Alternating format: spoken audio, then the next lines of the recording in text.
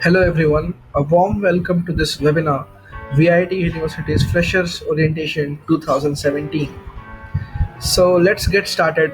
About this webinar, it's going to cover certain aspects of engineering in VIT.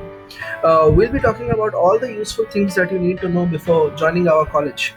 It includes things like FFCS, which stands for Fully Flexible Credit System, course planning, timetable management, examinations, projects, skill rack, tips and tricks to survive hostel and mess and life outside campus. We'll help you make your first year at VIT easier. We'll also be having a FAQ session at the end to clear all your doubts. So that's me about me. I'm Shubham Sharma. I'm majoring in ECM, which stands for Electronics and Computer Science. And you can reach me out over this, my phone number and my email account. So, introduction. First of all, welcome to the VIT family. I hope you'll join us in all these nerdy stuff someday. So let's have a quick history check. VIT was founded in 1984 by our Chancellor, Mr. G. Vishwanathan. Currently, VIT has four campuses, which are Vellore, Chennai, Amravati, and Bhopal, in the order of establishment. So let's debunk a quite common myth. Like most of the people say that Vellore is the main campus, and also after reading so many articles on Quora, I saw that people mostly have this myth in their head that Vellore is the main campus, but no, absolutely no. Every campus is officially of the same status, so don't worry whether you are in Amravati or Chennai or Bhopal. So these 4 years of engineering will be awesome. So about your first day, on the first day of joining VIT, you will be given your rooms. So I hope you have your room number by now, I guess. And so after going to VIT, you will have to buy some basic things like a bucket, a mug, mattress, locks, maybe dustbin, and all those stuff. So the basic room in VIT consists of a small bed. Yeah, it's a really small one, a shelf, a table chair combination for studying, and a cupboard for each individual. So everyone will have a set of all these things, and there's also a mirror in the room, you know. And yeah, don't forget to carry photographs because when you will go to VIT, you'll have to open your bank account, and then there can be some formalities for which you have to carry photographs. So please don't forget it. Coming up to course registration, one of the best thing I like about VIT is FFCS, or the fully flexible credit system. So we'll be having a quick introduction about it in the later part of this video. So FFCS allows you to take up courses of your choice. That is, you can enroll in any lecture of your choice. So you can choose your own faculty, like which professor you want to take, or your class timing, whether you want to go for morning classes or evening classes. So each course is assigned with a credit depending on lecture hours per week, lab requirements, and project. So we'll be elaborating everything shortly, but for now, this is the thing, and we have to complete a total of 180 credits to complete the BTech. To do minor in any stream or subject, we can opt for 15 credits courses from that particular branch. Uh, okay, important things to note: a laptop is a must because VIT, it's turning into a digital thing. So like everything will be online, your projects, your assignments, and even we have a thing called Moodle where the study material is uploaded. So you need to have a laptop to access them, obviously. And also, yeah, VIT has a tie-up with Microsoft. I feel bad because I bought a brand new laptop and then I realized that I could have saved some $1,000 by not buying a Windows laptop. So you can also do that. We have Microsoft softwares, developer tools, and server for free for every student in VIT. And also, yeah, we also get Amazon Web Service as a part of our student edition. So that's all. In the next part, we'll be having an introduction to FFCS by Mr. Dwij. Thank you. Hello guys, so let's begin with the webinar. Myself Dwij here. I'm studying my second year in VIT Chennai, BTech Electronics and Computer Engineering.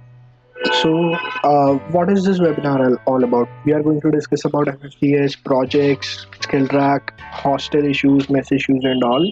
So, the first thing, FFCS. FFCS is the main thing which we have to study, which we have to use for the next 4 years because this governs all your academic life and somewhat control your hostel life with the means of your proctor and all, which I'll be explaining soon.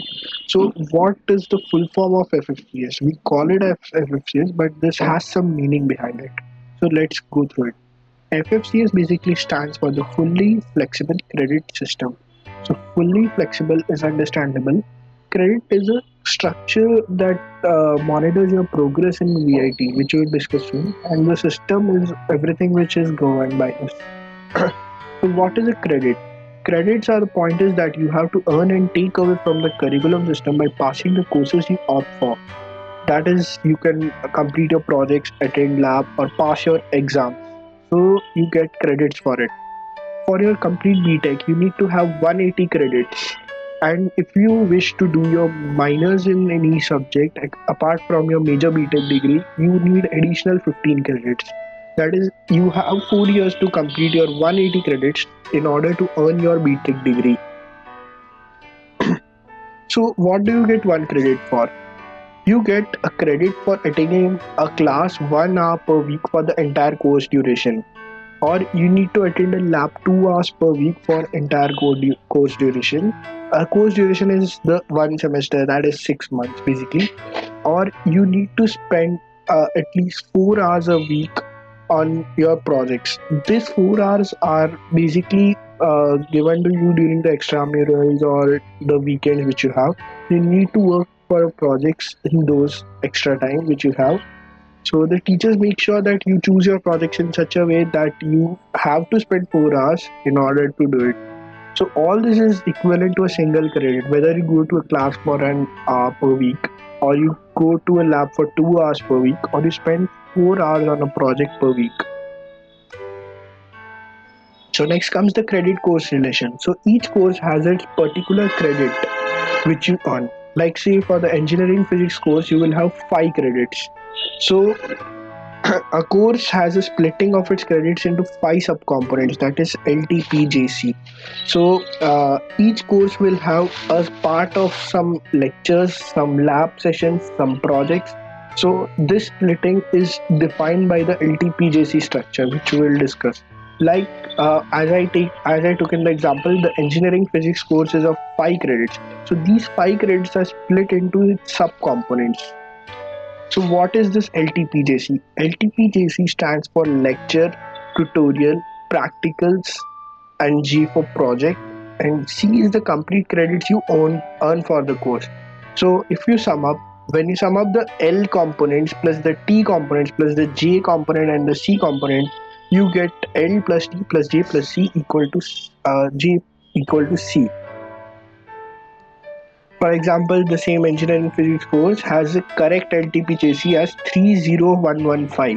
That means L is 3, T is 0, P is 1, J is 1, and C is 1. So, what is the difference between lecture and tutorial? For a lecture, you need to attend a class in which you will be taught about the syllabus which is going to come in the exam. So, you need to pass the exam based on the L classes you attend. T classes are the tutorial parts which are just for your knowledge, and for that no question will be asked in the exam. So for this course you don't have it, but there are some courses in which you have tutorial parts which are for your own understanding, and you will not have any exam for that. But for this course you need to have this. L is equal to 3, so you will have 3 hours of classes per week. That distribution will be based on the slot timetable which you will be choosing. Then you have P equal to 1, that stands for 2 hours of lab in a week, and J equal to 1, that means you have a project for which you need to spend 4 hours a week. So when we sum up, we get C is equal to L plus T plus P plus J, which again comes to 3 plus 1 plus 1, which is equal to 5 in this case. So coming on, what is this FFCS software system? So using FFCS, you can register your timetables. It will keep track of your attendance. Like teachers also use a FFCS to mark your attendance. Then you will have to submit your digital assignments on this. You have a thing called proctor, which we'll be explaining soon. He is basically your personal guider. So he also keeps track of your progress through this, and keeps your parents updated. And it maintains all the track of your academics, like all your results and everything. Everything will be on the FFCS software. So which all subjects do you need to take for the first semester?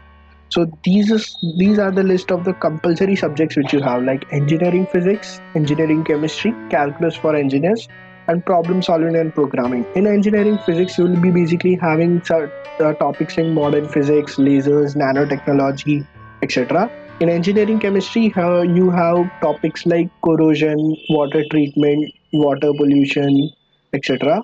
In calculus for engineers, you basically have the calculus which you did in 12th, apart from the higher topics like Laplace transforms, triple integrals, vector algebra, etc., which will be coming. In problem solving and programming, you will be taught about two languages, Python and C. So you will have problems to be solved on the skill rack solution and give it for assessment. So skill rack will be explaining soon, and these are the optional courses which we would recommend you take any one of these two. This will not be recommended by anyone, but we recommend you to take one to reduce your burden in the upcoming semester. So you have ethics and values and the foreign language. Ethics and values, you will be having basic ethics, etc. Exam on that, for which you will have to also do a project, and for foreign language also the same follows. You have to choose a foreign language among these four, that is French, German, Spanish, and Chinese. Apart from that comes an English course. So as we talked about the EPT in the Q&As earlier, so EPT stands for English Proficiency Test. So if you pass for that, you just have to take one course, that is the English for Engineers course. But if you fail for the EPT, you have to take two courses in English. The first one is the effective English, followed by the English for engineers in the next semester if you pass the effective English. So if you fail in the EPT, you have to take effective English in the first. But please note that you will get the same credits for both the things. Like if you pass the EPT, then also you'll get 2 credits. If you fail, then also you'll get 2 credits. So don't think that if I fail, I'll get 4 credits in all. So apart from all this, you will have subjects based on your particular branch. Like for ECE guys, it's going to be circuit theory. For CSC and Triple guys, it's going to be introduction to electricals and basic electricals. So, but these courses are different for Triple and CSC. Please note, the name is going to be same. For mechanical guys, you have engineering drawing, and for civil guys, also same engineering drawing. So, choose your courses wisely in the upcoming semester. Please reach your seniors before taking any course, because each course has a certain guidelines to be followed. Like if you are interested in, say, artificial intelligence or machine learning, don't go for it directly, because there will be some prerequisites and some prior knowledge required which you need to have. If you take it, then it is up to your own risk. Like you will not be able to perform well in all. So it is always better to consult before taking any subject. So that's it from my side. Now my friends will continue the discussion ahead. Hi guys, my name is Shantanu Singh. I am a second year electronics and computer engineering student in VIT University Chennai campus, and today I will be telling you about the course plan and the timetable in VIT University. As you can see, this is the course plan for electronics and computer engineering. You'll be also getting a similar sort of course plan for the branch that you've opted. You can see that the course plan is divided into 3 parts.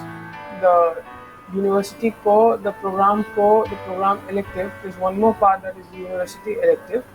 Now you can see that university core is actually the subjects in pink color boxes.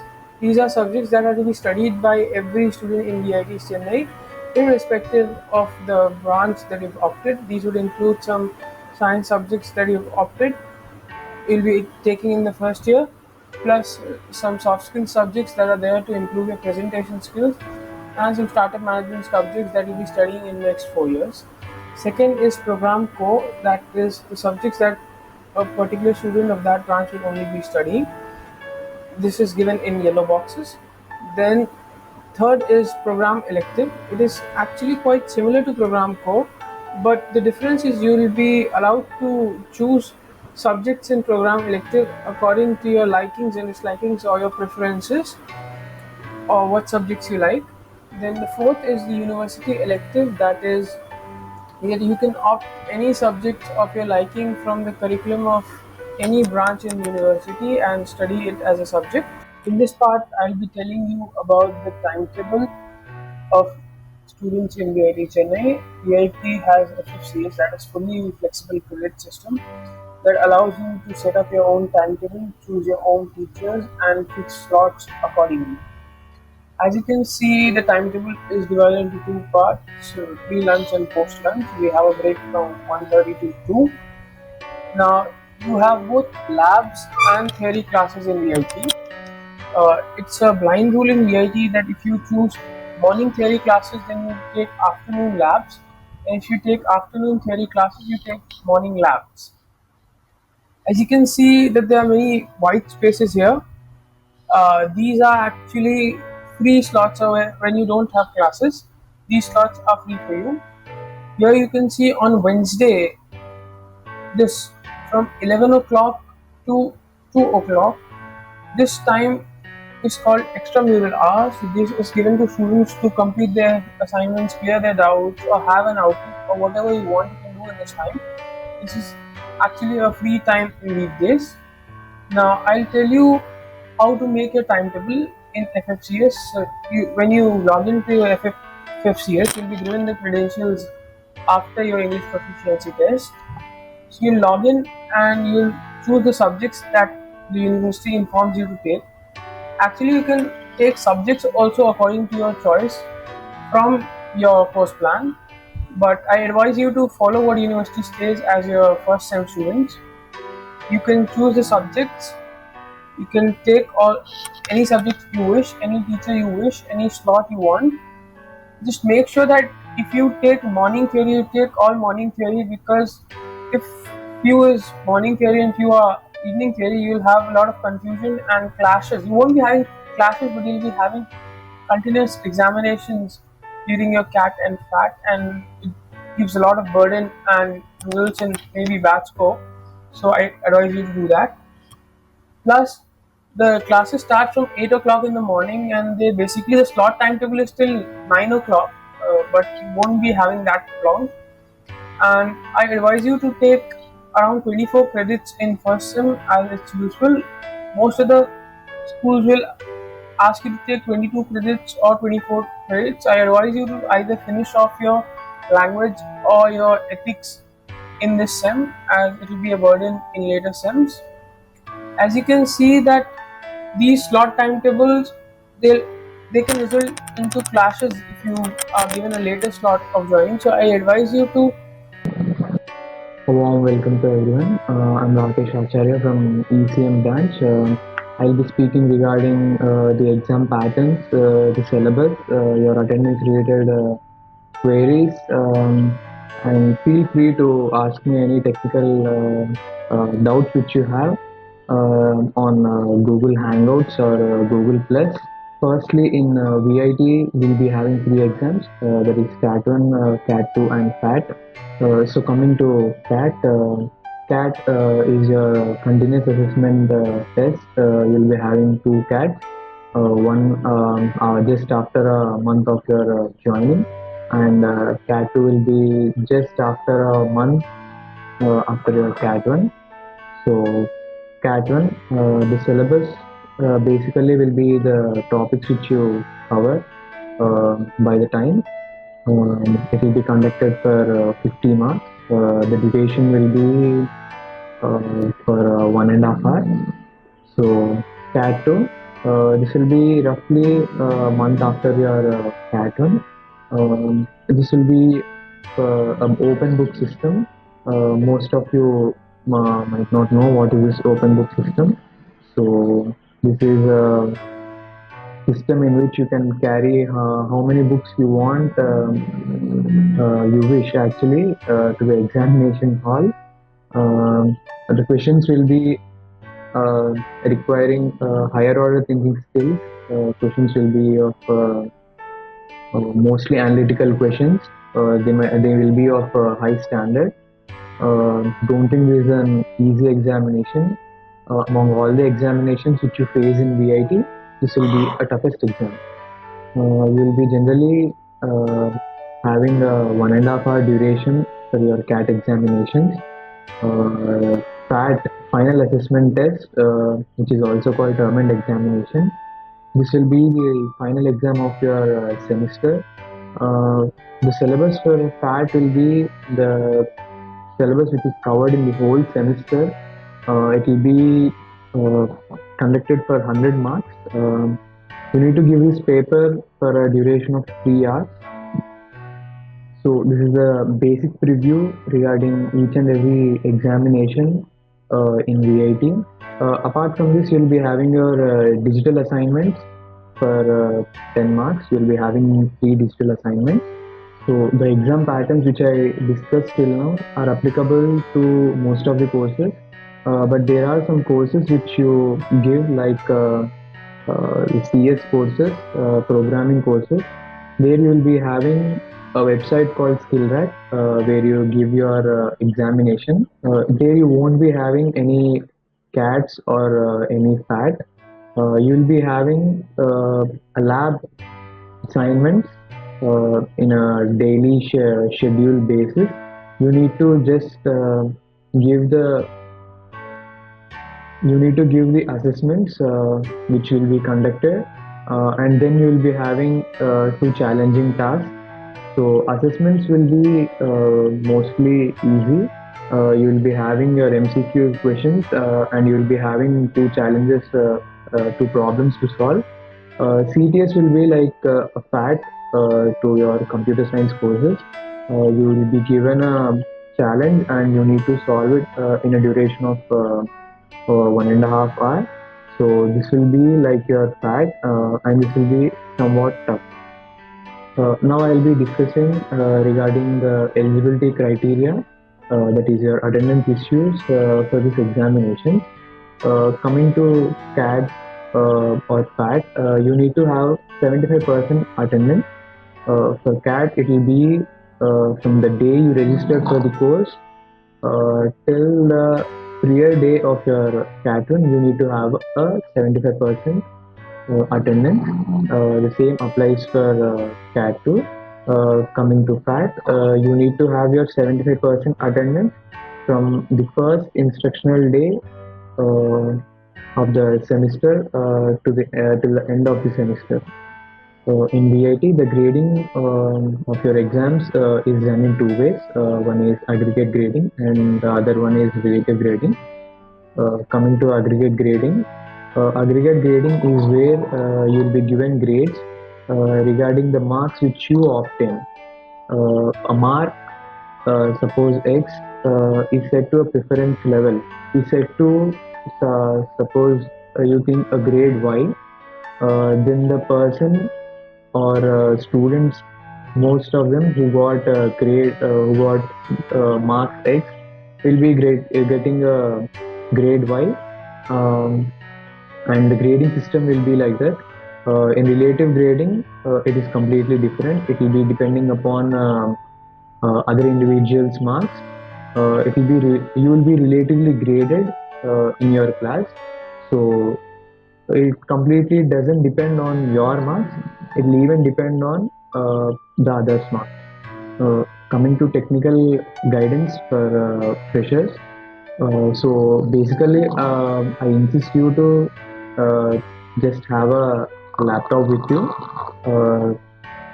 to give a introduction to what softwares or things which we use. So coming to, I belong to Sense Department Electronics. So I'll be telling you mostly regarding the softwares which I know, which we use for electronics. Uh, for electronics, we use LT software. You'll be getting to know how to work on it when you complete your circuit theory lab course, which will be in your next. You will be introduced to a new software called MATLAB, which will be generally using to solve complex math problems, uh, and even in signal processing in electronics. So friends, coming to the grading system for your CAT 1, CAT 2 and for your FAT. For your CAT 1, the 50 marks for which you write the examination are condensed to 15 marks each CAT. So you'll be having 15 marks weightage for your CAT 1 15 marks weightage for your CAT 2. Coming to FAT, it will be 40% weightage, that is 40 marks. So from CAT 1 15, from CAT 2 15, and from your FAT it is 40. Together it becomes 70. Uh, Coming to the rest 30 marks, this will be from your digital assignments. They will get directly added into your grades. So you will be having 3 digital assignments, um, each for your CAT 1, CAT 2, and for your FAT. Uh, so this makes 100. This comes from your theory part. It will be different for your lab and for your project. For your project, you won't be having any CAT examination or FAT. You will be having your review 1, review 2, review 3. So based upon your marks in your CAT 1, CAT 2, and FAT, and in your project, you will be getting a grade. The grades in VIT are like S grade, which means highest grade, which means 10 points. A will be your 9, B will be your 8, C will be your 7, and goes on. We'll be having till E. E will be for your 5. These all are passing course.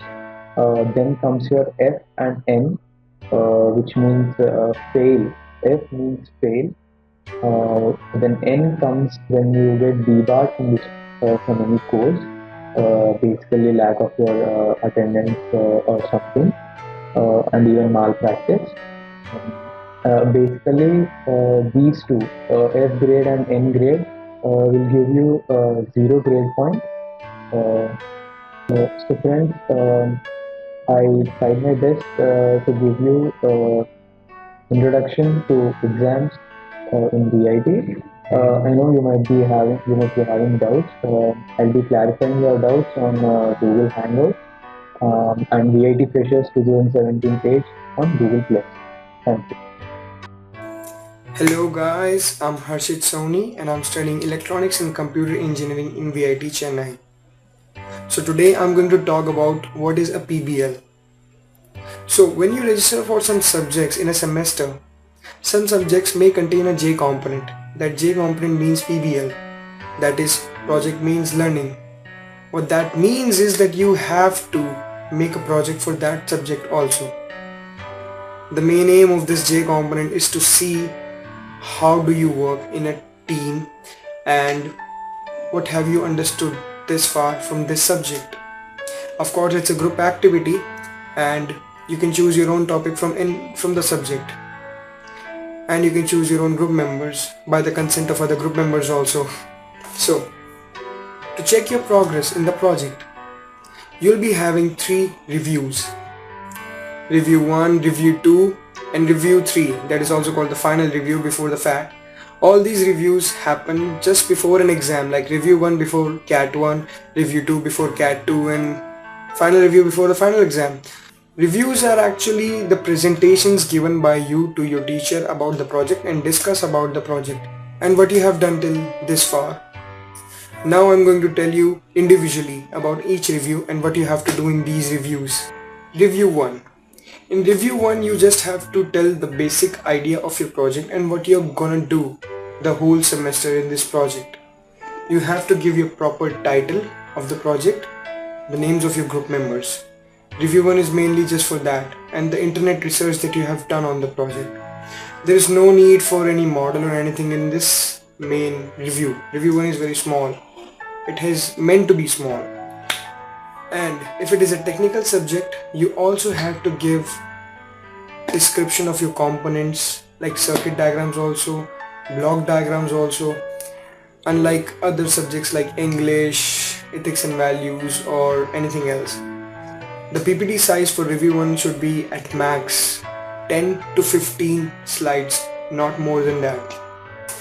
Talking about the review 2, I think it is the most important review in all of the 3 reviews, because in this review you have to demonstrate what you are going to do, what you have done actually, sorry. This review teacher asks what you have done. Talking about the technical projects, you have to show your model, you have to show the circuit simulation, and you have to understand what is happening. You have to understand the process and explain it to the teacher.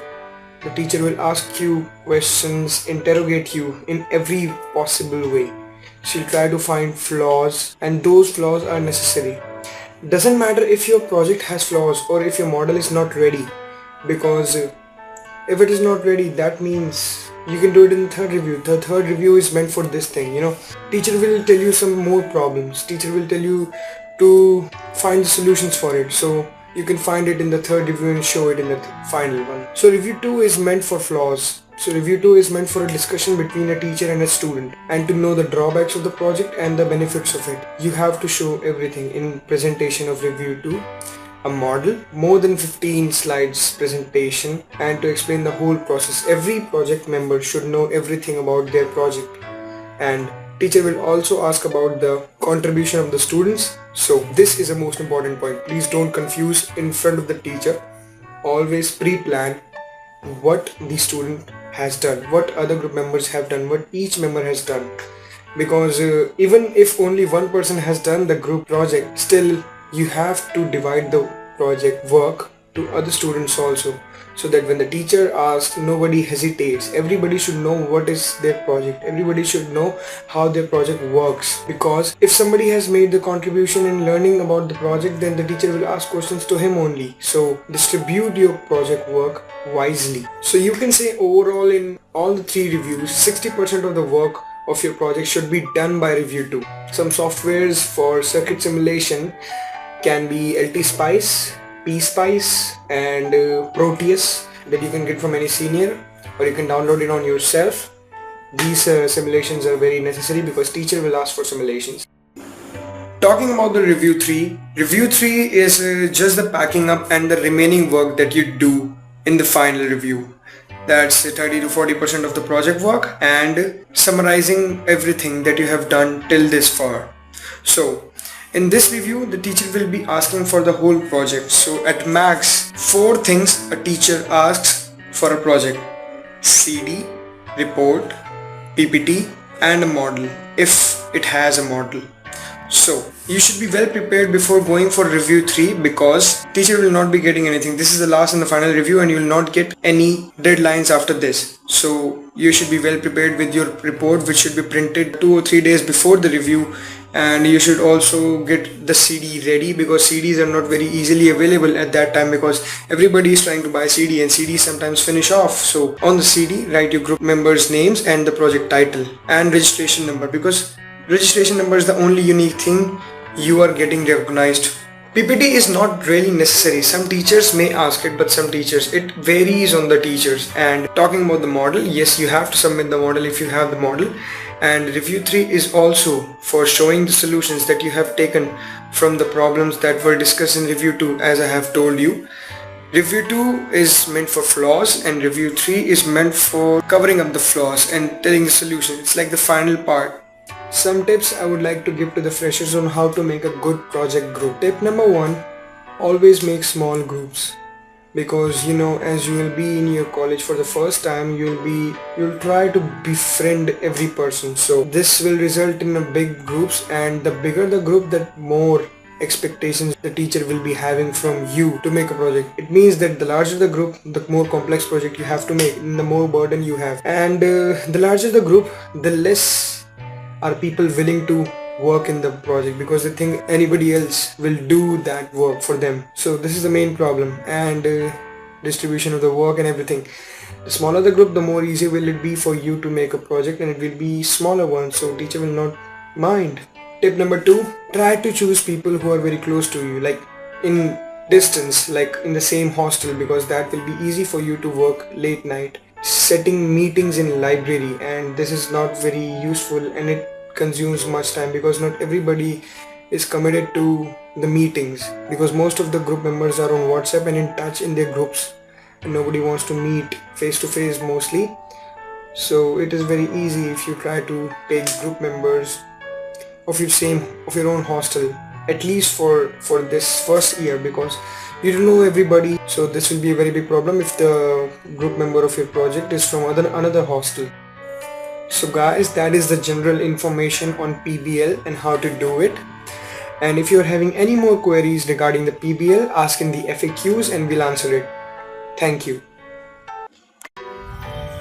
Hey everyone, my name is Amin Parnikar. I am in second year of Electronics and Computer Science Engineering at VIT Chennai. And today I'm here to talk about Skill Rack. So, before I start, let me tell you that you might hear a lot of background noises, maybe vegetable sellers and vendors and like that. I've been traveling a lot lately and pardon that. So let me begin with Skill Rack. So what is a Skill Rack? Skill Rack is a platform for testing your coding skills that VIT Chennai will be using. So for first year of your for first semester of your first year, you will be having a introduction to programming course. So it will be called as problem solving with programming. Basically, you'll be dealing with Python and C there. So remember one thing, it's an introduction to programming course. So even though you'll be like learning Python, that is not the aim. The aim is learning how to program. So so what will happen is every week you will be given practice problems, a set of 5 or 6 problems.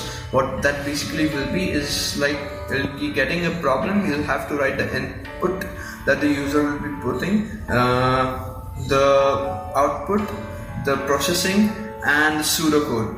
And then you'll have to write the actual program, execute the program. It will be executed for public and private test cases that Skill Rack will have inbuilt in it.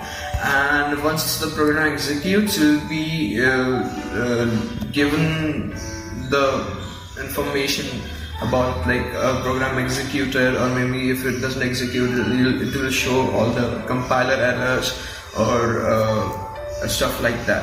So you'll be getting 5 or 6 practice problems every week, and then you'll also have an assessment inside the lab.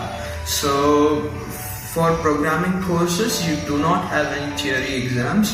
You have only practical exams inside labs, which are called assessments. And so you'll have to basically go inside the lab. There will be 5 or 6 debugging problems. So what that is you'll be having a program or a piece of code which will be messed up, and you have to fix it and then compile and run the code, and then test for the public and private test cases inside Skill Rack.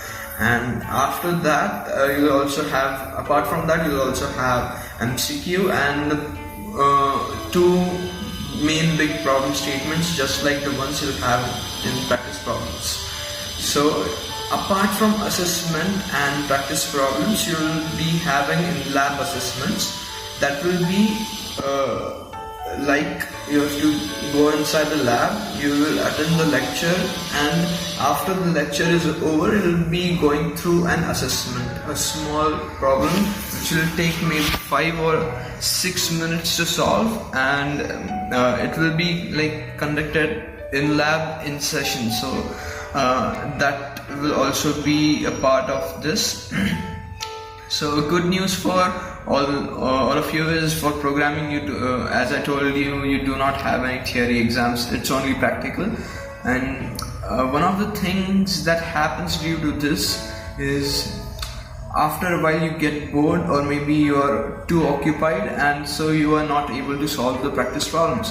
So maybe someone will solve the problems, and then you will like copy everything from him. And well, as tempting as it sounds, I advise you not to do that, because you'll be getting your marks based on your practice problems, and if you are able to solve it like copying from someone and just submit it, then you get your marks. But you know, that's not really the aim here. The aim is to be a good programmer, to have a good programming skill. And if you really want that, please keep yourself away from all these malpractices. And well, computer science, electronics and computer engineering, and I think electronics and communication people, all of you do have an object-oriented programming course. So if you follow this copying habit of yours, you will face severe problems in object-oriented programming assessments. So you will face severe problems in solving all those assessments inside labs, where obviously you will not or cannot copy, and it will be a big problem for you. So keep yourself away from copying anything. If you have any doubts, ask your friends, discuss with them, and solve it yourself. You'll get the satisfaction of solving yourself. So with that, I would like to end my introduction to Skillrack. If you have any programming related doubts, you can contact me or Shubham Sharma, the guy who gave introduction for this video or webinar. And yeah, that's all. Thank you, everyone. Hi everyone, I'm Dinesh. I'm studying in VIT Chennai. This is my second year, and I'm in the Electronics and Computer Engineering branch. I look forward to meeting all of you, and I hope I can be of help. So I'm going to talk a little bit about the teachers and other faculty who will be helping you through your courses. So we have teachers, lab assistants, and research scholars. I'll divide this into who takes care of what. So first we have our theory classes, the 50-minute lectures, which you have in almost all the subjects. And these are taken by just one professor who is in charge of the whole thing, including all your digital assignments or any internals or any tests or anything like that. So these teachers are really great. They have a very good grasp of their subject, and they'll do a very good job in teaching you whatever you need to know. For all of you who like to get up a little late and run towards class without having a bath, most of them allow you to come in around 5 minutes late, but not more than that. And I would suggest being on time because it disrupts the class quite a bit. The lab classes, they're a little different. So these are those 2 hour long classes, and you have your main professor as well as a bunch of research scholars and lab assistants who are there to help you at do whatever you want. So now research scholars are actually PhD students who are doing their PhD in VIT under the professor that you have been assigned. So these guys really help you out, and anytime you have a doubt which you think is like too dumb for the professor, or it's like a very simple, very irrelevant doubt, approach these guys because they're more our age and they don't say anything bad or anything like that, and they're just like really chill. Any doubt you have, you can ask them. And the lab assistants, so in all our electronics and I think the mechanical labs as well, these guys are the real superheroes. So anytime you're doing an experiment and something's going wrong and you can't figure out what's happening, call one of them and they'll come in, they'll swoop in, and in 2 minutes they'll figure out what you've done wrong. They'll debug your circuit or whatever, and they'll leave. And then when the professor comes, you have a working circuit, so that doesn't embarrass you. And these guys really help you, even if you want help with your PBLs or any other sort of equipment or something like that. You can just approach them and they're really helpful. And now most of the professors, they're in their cabins till 6. All their cabins are in their academic block. You can get their phone numbers from there, and you can visit them whenever you want. They're very helpful. They'll make sure that you understand your concept. You can talk to them about future internships, writing research papers, or just clearing doubts and stuff like that. So in case you're not able to get in touch with your professor face to face or something, you can just drop them an email, and most of them reply really soon, so that's not a problem at all.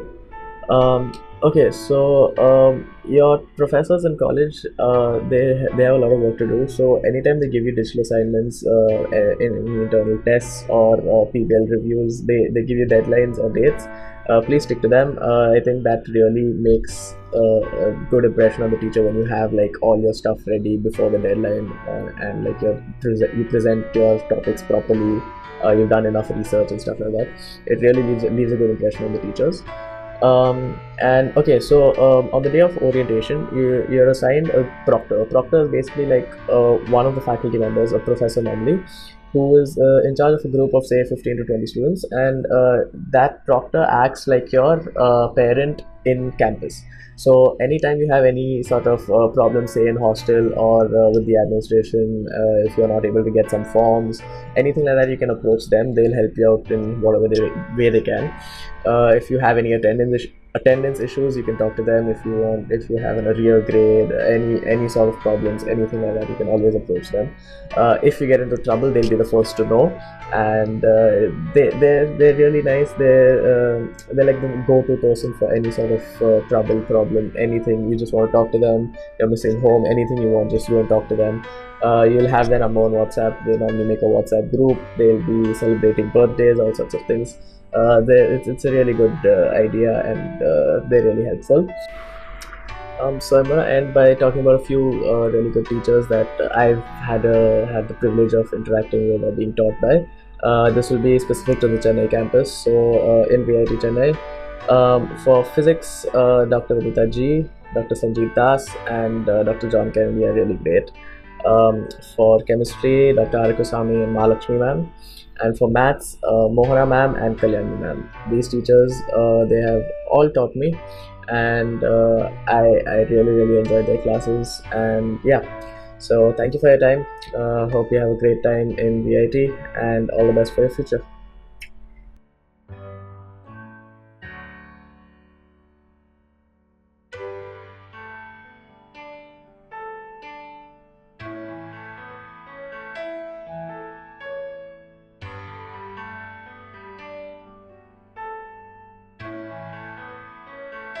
My name is Aditya Gupta and I'm pursuing my BTech degree from VIT Chennai. So today I'll be giving you some information regarding the mess and the hostel in VIT Chennai. So this is the basic structure of the mess in VIT Chennai. So first of all, the mess is divided into three parts: the north mess, the south mess and the special mess. This mess is further divided into north vegetarian, north non-vegetarian, south vegetarian, south non-vegetarian and special. Uh, there is nothing such as special veg and special non-veg. Both the veg and non-veg dishes would be kept at the same place, but the caterers, they make sure that nothing gets mixed up. So like the dishes in the north mess consist of uttapam, pav bhaji, and tea and coffee and milk in the breakfast. For south mess, the breakfast consists of idli, dosa, and rice, and other things. In special mess, the dishes would be the same as the north mess, but the only difference is in the breakfast they give us things like cornflakes, milk, and even fruit juice. So during the lunch in the north mess, we would be getting some curry, like two kinds of curry, one dal, and curd, and even rice and other things. In south mess, there would be two curry, rice, and rasam, and things like rasam. In special mess, there would be the same things at north mess, but the only difference is that there would be a few other things like salads. So the special mess is same as the north mess with some additional dishes. And coming to the dinner structure would be exactly the not exactly but almost the same as a lunch dishes. And please note that the menu of the dishes, it actually gets cycled on once every week. So the dishes which are on Friday, there would be the same dishes on the next Friday. Now let's come to the hostel rooms in VIT Chennai. So the rooms in VIT Chennai are divided basically into three parts. There are 2 bedrooms, 3 bedrooms, and 4 bedrooms. And these rooms are further divided into AC rooms and non-AC room categories. But actually, the layout of the rooms would be the same. Like a 2-bed AC and 2-bed non-AC would be the same. Only difference would be the 2-bedroom AC room would be having an AC module. So let's come to the 2-bed non-AC and AC rooms. The basic layout of the rooms is shown below, and there would be 2 beds, 2 cupboards, 2 cells, and 2 tables. And please note that the bed over here would be a ground bed, and the fan which is attached would be a single fan, and it would be a ceiling fan. Now let's come to 3-bed AC and non-AC rooms. So the basic module is shown below, and there are 3 beds. There is the bunker bed 1, bunker bed 2, and bunker bed 3. The circles over here are the fans.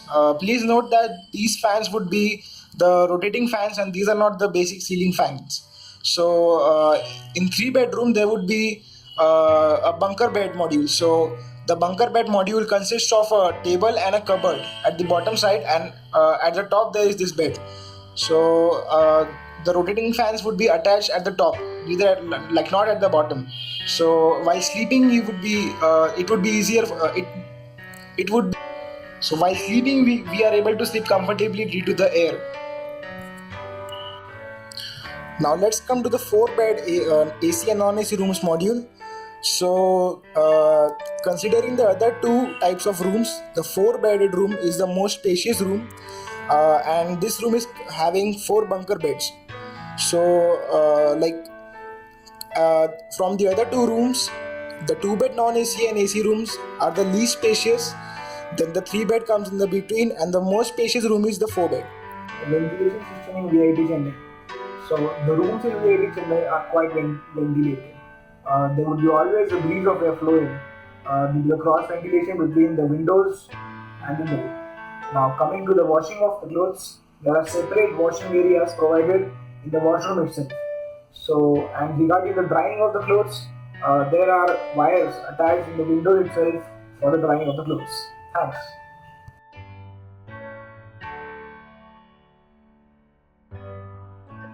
Hey guys, my name is Rohan and I'm in the Electronics and Computer Science branch in VIT Chennai in the second year. And I would like to welcome all you freshers to our college. And something I would like to say is that in VIT, you will notice that the seniors are a lot more welcoming than in other colleges. We will help you in any way we can. I hope that we can be as useful to you guys as our seniors were to us. Alright, so what I will be talking about is what a person can do in their free time in and around VIT. So one thing you'll have to remember is VIT has a very strict in-timing, hostel in-timing, or rather college in-timing. You'll have to be inside the main gate by 6 o'clock. So you'll have to plan your outings accordingly. What a lot of people do is they go out for meals, such as obviously lunch, to restaurants near the college, such as Kunti's or Brindavan or Ambrosia's or even Kishore's Kitchen. Kunti's offers very good North Indian food, especially aloo parathas, and Brindavan is a mix of everything. Kishore's Kitchen also is a mix of everything. What a lot of these places do is they deliver to the college, which is very useful, especially during the exam times. Another thing I would like to talk to you about is around the city there are several juice bars, if you will, and the 4 main juice bars on our stretch, that is the Vandalur-Kelambakam road, which stretches from Vandalur to Kelambakam, as the name suggests, are Orange, Highway, Juice Magic and Shanu's. You get brilliant bread omelets, Oreo shakes, Maggie even in these places, and it's a regular hangout for a lot of VIT students. So you will notice that a lot of the things that you can do outside VIT as of now are food related.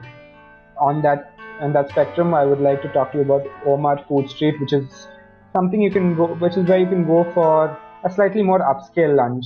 As the name suggests, it's a community of restaurants.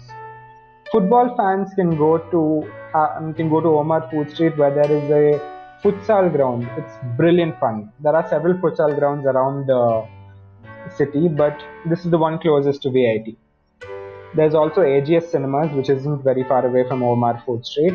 You can go there during your extramural hour, which is 2 hours which you get on Wednesday, which is essentially free. You can use it to finish your assignments or complete your projects or do whatever. But if you happen to have some free time, you can always go and catch a movie.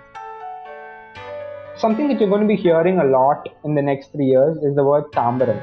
If you're not from Chennai, Tambaram is a place in Chennai which is quite close to VIT, which has a massive railway station. This railway station connects most of the major areas in the city. So it is going to come in useful to you. I mean, it's going to be very useful to you in the next 3 or 4 years, I'm sorry.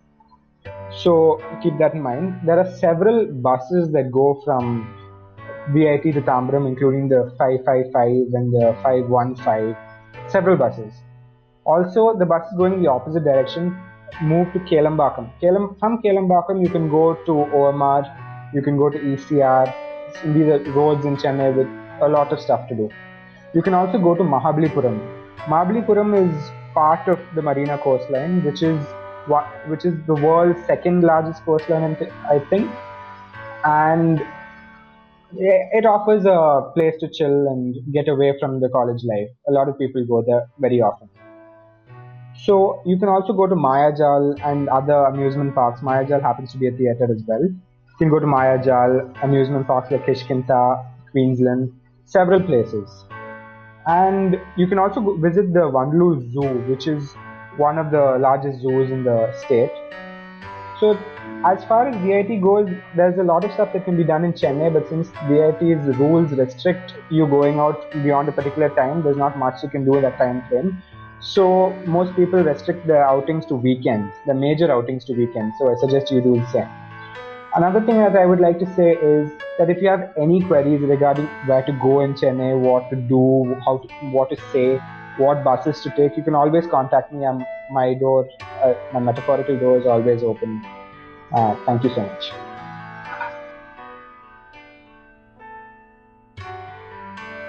Hi, my name is Sonia Simlai and I am studying at VIT University Chennai campus, branch Electrical and Electronics Engineering. Now, I just finished my first year, and initially we all, I'm not talking about myself, but most of us girls and boys, we found it hard to cope up with all the changes. As the other speakers were made aware, we had a very hectic first semester with several labs. We were getting accustomed to choosing our own faculty, relative grading, our own slots, different timings, etc. So it starts off in, obviously when you first come to VIT University, several of the provisions are already taken care of. No electronics are allowed, like no lamps, no kettles, no irons, none of that sort, no straighteners. There's a dress code for the girls and the boys. For the girls, full length pants or jeans, it has to be full length, and your top has to be, or kurti, whatever, cannot be sleeveless. So full length pants, no capris, no shorts, none of that sort. You can wear all that inside the hostel, but you cannot wear that outside the hostel. So you can't wear that if you have to go to the ATM, you can't wear that if you have to go to the library or to the academy block or administrative block, or if you have to step outside the campus. Now, the girls have something called the hostel ID card. The hostel ID card is what allows you to go out on weekdays. Now we have something called the campus in time and the hostel in time. The campus in time is universal for both girls and boys. It is 6 p.m. weekdays and weekends. But the hostel in time differs. The hostel in time for girls is 7 p.m. For the boys, it is 9 p.m. So what the hostel ID card allows you to do, it allows you to go out on weekdays, provided the weekday is a working day and not a holiday. If it is a holiday, then you cannot go out unless you have a local guardian or a parent's permission. So I'll get to that later. You have the hostel ID card. If you do not come back before 6 p.m, you will have to give up your hostel ID card and you'll get back after maybe a few weeks or maybe even 6 months. So please take care of your hostel ID card. If you do lose it, you can always apply for a new one. Now, girls are not allowed to go out on weekends unless they have a local guardian. So all girls and boys out there, please get a local guardian. It is actually pretty, it's not, I'm not saying it is mandatory, but it is definitely worth having a local guardian. So the girls, if you want to go out for, let's say, a few hours or maybe a short trip or anything for that matter, and even boys, if you want to go for a short trip, you have to fill the leave form. Either your parent or local guardian has to send a message, and then you have to come back for you have to give a stipulated time frame. If you come back within the stipulated time frame, you have to come back with the signature of the local guardian. If you don't come back with the stipulated time frame, you still need to come back with the signature of the local guardian, but you might have to pay a fine. This not only applies to short trips, but even if you're going back to your hometown, for that matter, there's no differentiation between the girls and boys. You have to apply an FFCS, you have to get your proctor's approval, you have to get a hard copy of your ticket, and you have to fill the leave form, which stating which time you're going and which time you're coming back of the respective days, etc. And when you come back, you have to come back with your parent's signature. The parents also need to send a message to your warden saying that their child, student of VIT, etc., is going to be on leave from this day to this day, this time to this time. Again, if you come back after the stipulated time frame, then you might have to again pay a fine. We have the library, which is functional till midnight on weekdays and till 9 p.m. on weekends. So since our in time is 7 p.m., if there's any event or if there's any class that extends beyond 7 p.m., you will have to get a letter from your faculty member, sir, teacher, or you have to get from your event head, coordinator, etc. Special permissions and everything.